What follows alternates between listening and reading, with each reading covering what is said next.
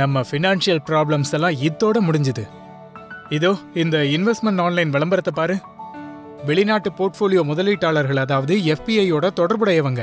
இந்த ஃபினான்ஷியல் மார்க்கெட்ல institutional account services மட்டும் இல்லாம டைரக்ட் ஆக்சஸ் கூட நமக்கு கிடைக்குது. இத பாரு. இது உண்மையிலே ரொம்ப நல்லா இருக்கு. அவங்க கிட்ட பேசி பாருங்க. நான் போய் பார்க்கறேன்.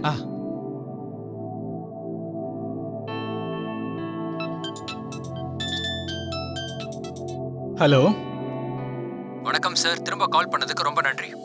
எங்களோட நிறுவன கணக்கு மூலமா நீங்க முதலீடு செய்ய விரும்புறீங்கன்னு எங்களுக்கு தகவல் வந்தது. ஆமா சார்.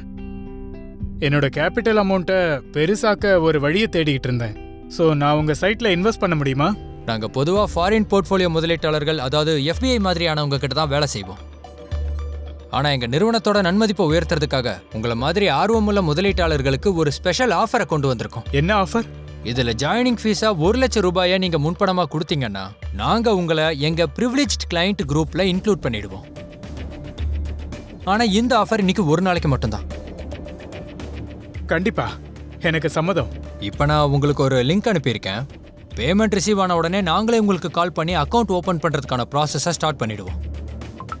லிங்க் வந்துருச்சு, உடனே பே பண்றேன். ஒரு நிமிஷம். இந்த நிறுவனத்தை பத்தி யார் சொன்னது? ஒரு ஆன்லைன் விளம்பரத்துல தான். இந்த நிறுவன கணக்குகள் பத்தி உங்களுக்கு தெரியலன்னு நினைக்கிறேன். ஒரு இந்திய குடிமகன் விதிமுறைகளின்படி மிக குறைந்த சூழ்நிலைகள்ல தவிர எஃபிஐல முதலீடு செய்ய முடியாது. ட்ரேடிங் பொறுத்த வரைக்கும் இன்ஸ்டிடியூஷனல் அக்கவுண்ட்ஸ்னு ஒண்ணு இல்லவே இல்லை. நிதி சந்தை கட்டுப்பாட்டு அமைப்பு முதலீட்டாளர்களை எச்சரித்திருக்காங்க. சோஷியல் மீடியா, நியூஸ் மற்றும் ஆப்ஸ்ல எச்சரிக்கையா இருக்கணும்.